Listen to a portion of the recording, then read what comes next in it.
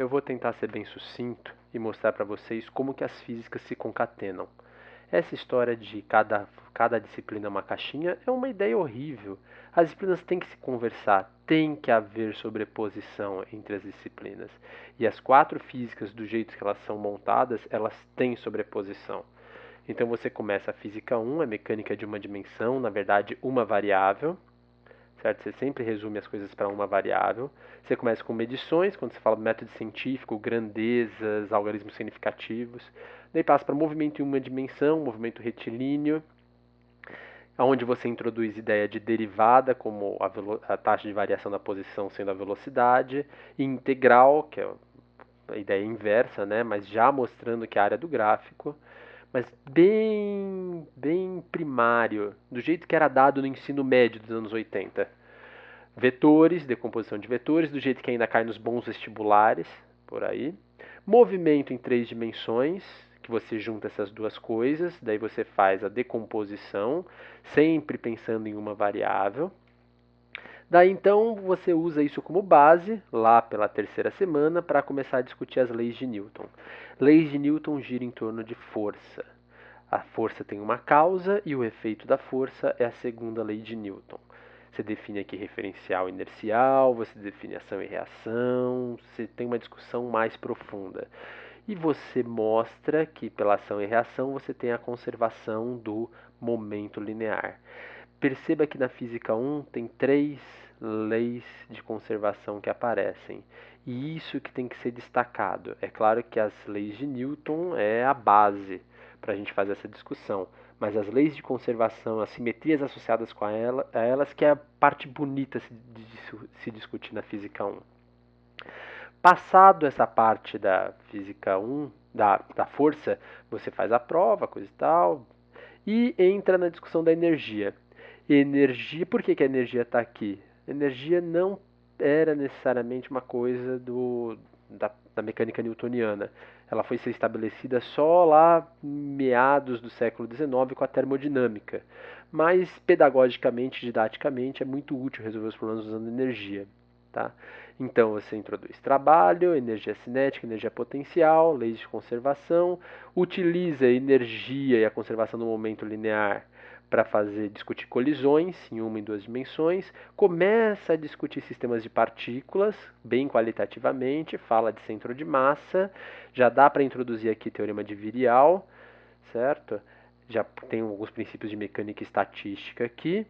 Daí você vai da segunda prova, daí você vai para rotações, rotações você entra em torque, torque está usando de novo o conceito de energia, só que agora na ideia de rotação, da causa da rotação, e o efeito é a variação do momento angular.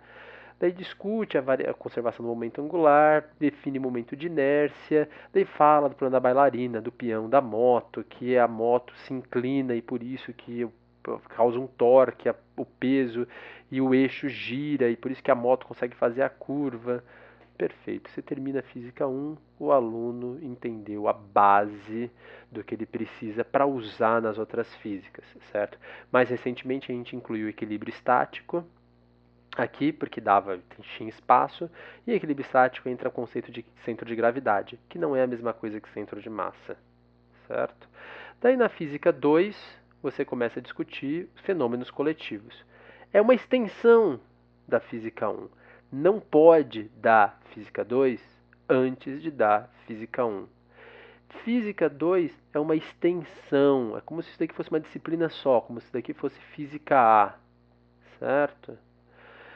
Daí você começa, a partir de equilíbrio estático, mesmo capítulo lá do Halliday, você começa discutindo elasticidade, alguns conceitos de reologia, sólido, plasticidade, deformação elástica, plástica, tensões, define o que é uma tensão, força por unidade de área. Mais para frente a gente percebe que na verdade isso é energia por unidade de volume, que é melhor raciocinar desse jeito. Isso vai ser usado na hidrostática, certo? Aqui no meio do caminho você fala de gravitação, discute sistema solar. Gravitação você usa o teorema de Virial para falar de sistemas de partículas, certo? Para calcular a energia necessária para explodir um planeta. Daí você finalmente entra em hidrostática, junta com a gravitação para falar das marés, para falar do movimento da Lua, tá? Daí, da hidrostática, você define força volumétrica, né, força por unidade de volume, divergente da tensão, você pode discutir isso se for mais avançado. Da hidrostática, você vai para a hidrodinâmica. Na hidrodinâmica, você vai definir a equação de Bernoulli, vai falar de campo de velocidades, um conceito essencial para você depois falar as coisas da física 3. Certo? Não pode pular isso daqui. Daí você fala da equação da continuidade, outro conceito essencial que vai ser usado lá na física 3. Daí regime de escoamento, certo? Na hidrodinâmica, outra coisa essencial que vai ser usada lá na física 3, que está associado com a validade da equação de Kirchhoff, da lei de Kirchhoff. Finalmente você discute todos os efeitos lá da hidrodinâmica, efeito Magnus, efeito Coandin, fenômeno de Venturi, tubo de Pitot, como que o avião voa, por que o fluido é ideal, o que é turbulência, circulação. Tudo isso daqui é uma extensão das coisas que você viu na Física 1, só que para fenômenos coletivos. Você está vendo um meio contínuo. Aqui você está vendo um sólido, aqui você está vendo um sistema de partículas e aqui você está vendo um fluido. Certo? Você aplica a primeira prova, o aluno já tem uma ideia do que é um sistema, certo? Onde ele possa trabalhar. Ele já está com uma ideia mais ou menos plantada na cabeça concreta. Daí você vai para oscilações. Oscilações é um problema de uma variável, poderia estar aqui na física 1, mas a matemática dela é mais pesada e ela concatena perfeitamente com ondas. Então você discute primeiro oscilações, oscilador harmônico amortecido, oscilador harmônico forçado. Se você quiser expandir, você pode falar de oscilador acoplado, certo? Que daí faz sentido, isso é realmente física 2. Você introduz fasores, daí, daqui, utilizando as ideias de elasticidade, você começa a falar de ondas, ondas numa corda, fala de interferência, fala do princípio de Huygens, começa a redefinir, rediscutir colisões em termos de propagação de ondas dentro do corpo, dissipação da energia, som. Nota que essas coisas estão conectadas aqui com a física 1. Daí, finalmente, você introduz termodinâmica e mostra que a onda é a transferência de energia de maneira coerente, enquanto que o calor é a transferência de energia de maneira não coerente. O calor só transfere energia, enquanto que a onda transfere energia e momento. Daí você, na termodinâmica, fala de temperatura, calor, entropia, capacidade térmica. De novo, isso conecta com o teorema de Virial, o princípio da equiparação da energia. Entra em estatística, começa a falar de evaporação, entra nas coisas que o aluno vê na química, faz uma enorme sobreposição e isso constrói o conhecimento na cabeça do aluno. Daí você termina a Física 2 falando de máquinas térmicas, eficiência, refrigeradores. E isso daqui, o aluno finalmente tem a base da ciência do século XIX, certo? Ele pode começar a estudar eletromagnetismo. Isso é a base. Depois que ele viu tudo isso daqui, princípio da superposição na gravitação, nas ondas, ele pode entrar em física 3 e ele vai enxergar a física 3 de maneira fácil. Física 3 não vai ser um problema. Física 3 é o eletromagnetismo. Começa aquela física extremamente abstrata, que você começa a discutir coisas que o aluno não enxerga, certo? Então começa com a eletrostática, você fala de carga, eletrização, série triboelétrica, força entre cargas, que é igualzinho à lei da gravitação, que é a lei de Coulomb, fala de princípio da superposição, fala de campo, que é a mesma ideia de campo de velocidades, e a partir disso você define a lei de Gauss, e o aluno conecta essas coisas na cabeça dele. Daí você fala de potencial elétrico, diferença de energia potencial, diferença de potencial elétrico, faz a conexão com as coisas que ele viu lá de energia na física 1, equação de Bernoulli, talvez, na física 2, conservação. Daí você fala de capacitores, forma de armazenar energia elétrica, fala de dielétricos, polarização dos meios, como que um dielétrico aumenta a capacitância, por que o canudinho atrai o pedacinho de papel. Daí você aplica a primeira prova. Aqui o aluno ele já está com uma base boa da eletrostática. Daí você começa a ir para cargas em movimento. Com cargas em movimento você começa a ter campo magnético. Você fala de corrente elétrica. corrente elétrica está conectado com a equação da continuidade, certo? Daí você pode discutir válvula, válvula de diodo, diodo de válvula, né? Transistor de valvulado. Você começa a falar de efeito Joule, resistor, e isso vai conectar com a termodinâmica, a temperatura. Você pode discutir modelo microscópico. Fala da lei de Kirchhoff, que está conectado com o regime de escoamento. Fala da lei de Ampère, que está associado com circulação, que está associado com hidrodinâmica.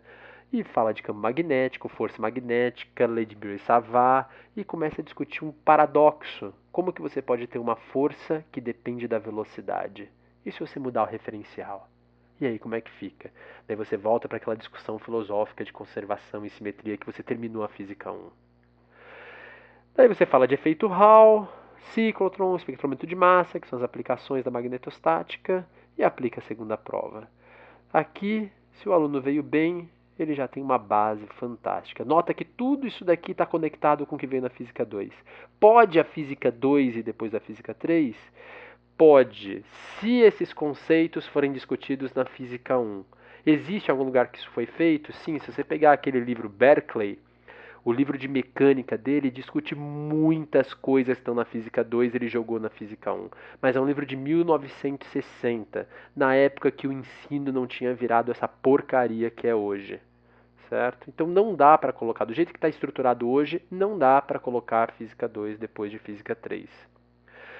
Daí você vem em eletrodinâmica, começa a falar de indutores, que é o terceiro elemento passivo de circuito, fala de transformador, filtro, impedância, motor elétrico, daí faz o paralelo com as máquinas térmicas, tenta discutir talvez eficiência, perdas, fala da lei de Faraday, faz a conexão com a lei de Ampère, fala de magnetização, faz a conexão com polarização e de elétricos, fala de materiais magnéticos, ímã, ninguém discute ímã, é impressionante como todos pulam esse pedaço, fala das equações de Maxwell, e você pode terminar com a equação de onda, a partir das equações de Maxwell, que é a contribuição mais bonita das equações de Maxwell, é mostrar que as ondas, que o campo eletromagnético, da forma das equações de Maxwell, produz ondas. E você fez a conexão aqui, mais uma vez, com a Física 2. Daí a Física 3 e a Física 4 é uma disciplina só. Aonde termina a Física 3, começa a Física 4. Inclusive, no começo da Física 4, eu preciso ficar revisando Física 3 e Física 2. Você começa falando de propagação de onda eletromagnética, vetor de point, potência, intensidade, campo elétrico perpendicular ao campo magnético, polarização. Física 2 você vai falando de ondas, instrumentos óticos, validade da ótica geométrica. Isso daqui você já tem a aplicação tecnológica, que é as fibras óticas. Falando de interferência, de fração, daí isso já pode entrar em redes, filmes finos, interferômetro, que isso é sensores, outra aplicação tecnológica. Então, se você quer falar de século XX, que é o século passado, porque nós já estamos no 21, você tem que dar isso daqui para o seu aluno. Daí você fala de raio-x, imagens médicas, estrutura da matéria, e você vai cair necessariamente em quântica. Passa por relatividade, GPS, satélites, resolve o paradoxo do campo magnético.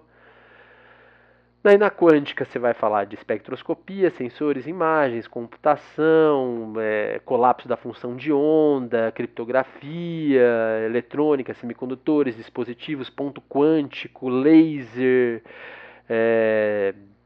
tabela periódica. E daí você termina a Física 4 falando de física nuclear, que está associado também aqui com quem são os isótopos mais estáveis na tabela periódica, reatores e geradores, que você vai fazer a conexão lá dos motores, né, motor e gerador, e datação radioativa, sensores, e você pode terminar falando de modelo padrão e Big Bang, se você tiver tempo. Eu tenho tempo porque eu dou as coisas muito rápido. Certo? Isso é a fronteira da ciência hoje. Aí você fala assim, puxa, mas para que você vai dar isso? Por que no ensino médio você dá geografia, você dá história, você dá artes para os alunos? Por quê? Porque você planta uma base na cabeça deles que eles vão poder aplicar isso em outras áreas. Isso é uma forma de enxergar a natureza. Quando você dá as 4 físicas nessa sequência, você faz o seu estudante enxergar a natureza de uma maneira diferente. É isso que eu tento propor no meu canal Física Ilustrada. É pegar um fenômeno e analisar ele sobre a ótica das 4 físicas. Dá para dar só 2 físicas? Dá. Você vai fazer um estudante com uma base capenga, certo? Isso vai fazer ele um profissional pior ou melhor? Não sei. Só sei que o ensino médio público nos últimos 40 anos foi tirando conteúdos,